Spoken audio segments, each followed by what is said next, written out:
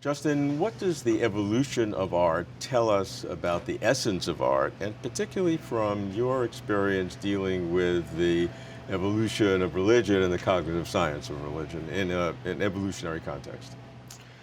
Oh, well, you're asking me to speculate a bit there. Early days It's yet, your right? job. Well, it seems to me that at least a productive approach to this comparison is to think in terms of what are the cognitive foundations of artistic expression, production, and how do they compare to that in religion? Is there overlapping space of those sorts of cognitive foundations? And then could they have mutually encouraged each other in the course of evolution? Let me try to be a little more specific. So we might think that one of the things that lies behind artistic expression is something like the ability to understand that something I produce or sing or recite evokes in your mind a particular reaction, and I can predict that pretty well. And you know that I'm trying to do that to you. Well, that's actually pretty sophisticated theory of mind, we call it. I have an understanding that your thoughts about this other object are somewhat determined by my thoughts in how I produce that, and we're having that mutual engagement around that work. Well, that's art, but we see that in religion too. For you and I to know that we're worshiping the same God, we have to have some kind of way to track each other's thoughts in relation to that God. So that you know that when I'm doing a particular ritual, for instance, I'm doing that to change maybe the attitude of that God toward me. But I know that you see me doing that, so you know we're on the same team here. We both are interested in the same God. I'm rooting for your success. Yes, exactly. So in that case, we might think that both religion and art is subserved by this ability to jointly attend, to have what's called higher order theory of mind.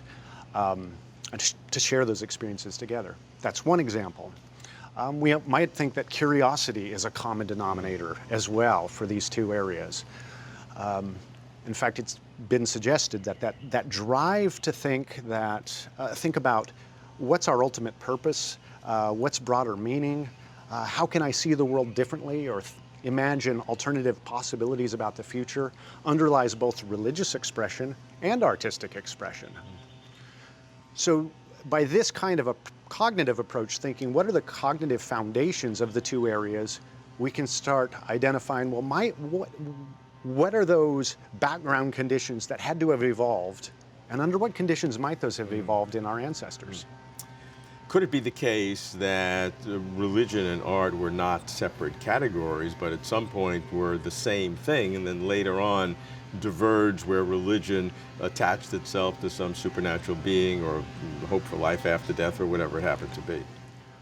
It's almost certainly the case that in prehistory, art and religion weren't separate categories, but they were just different forms of human expression, thought, and so forth, maybe with slightly different features, but there wouldn't have been this category art and this category religion. They just would have been things we do, things we do together, ways we try to solve problems, ways we try to think about the world and imagine future possibilities. So what was some of the original art, or was it even art? It was paintings of animals or handprints. How can we call that art? Well, some of the earliest art might be completely lost to us because it didn't leave a material trace. If singing, for instance, was the oldest art, we wouldn't know.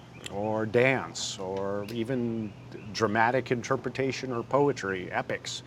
We don't know how far back these go. But when it comes to visual art, at least, some of the earliest evidence that we have so far, but it seems to keep getting pushed back, is about 90,000 years ago. Some of the findings at Blombos Cave in South Africa, right there on the Indian Ocean, for instance, found beads that were colored and pierced, ochre stones that seemed to have patterns etched into them. This may have been some of the earliest art that we found so far. And that's the key part, right? Is we used to think maybe 20,000 years ago was our first art, these famous cave paintings in Europe, but the date keeps getting pushed back. What it seems is that as long as there have been humans, anatomically modern humans, it's a safe bet we were engaged in the arts. How about early evidence of religious themes, whether it's life after death or some sort of a transcendent reality or some sort of a mysticism? Can you trace images from that? Yeah, so some of the earliest evidence that we think of as religious expression, that we have material remains for, that's the key, Yeah. right? It's usually burials. Burials are Right. among the oldest. Those at least seem to be the kind of thing we would call religious because there seems to suggest people had some kind of view of the afterlife. At least that's a common interpretation. These may be going back 50, 60, 70, 80,000 years. Again, we keep finding new graves. So they're fairly coterminous with each other in terms of time frame. Very well could be. And that's interesting, right? Because if they have all of these cognitive features in common, it wouldn't be a surprise then that we see material traces of their expression in common as well. Do you ever see them together at the same time, a burial with some artwork? I'm not aware of examples where it's clear that we're seeing art and religion as different things together. But notice how I qualified that. So the paintings that we see in the Chauvet Cave, for instance, are widely interpreted as having some kind of religious importance, that maybe they were created ritualistically. We don't know if that's true or not. I'm actually a little skeptical of that claim, but I may be in the minority in that skepticism. What it looks like is adolescents went deep into these caves. We think they're adolescents based on the size of the hands and the feet, the footprints and so forth that have been found. We think probably males went down deep into these caves and created, in some cases, some really amazing bits of artwork.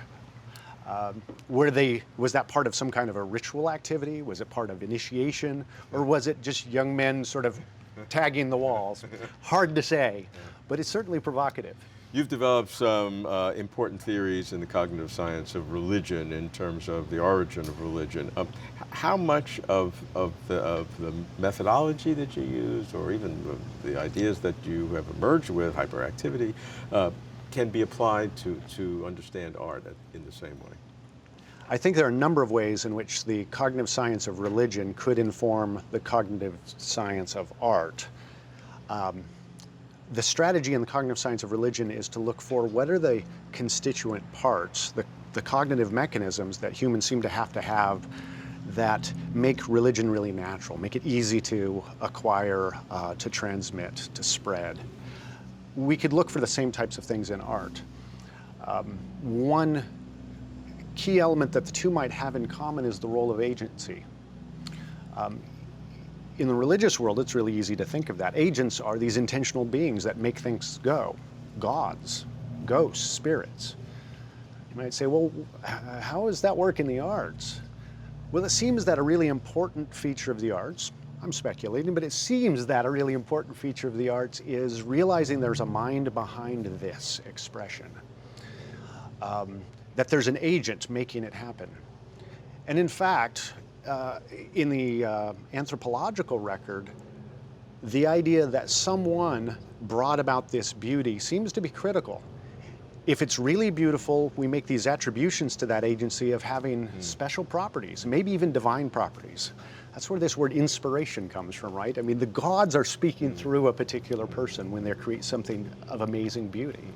So there may be some commonalities there and some themes that they share in common, and also some research strategies.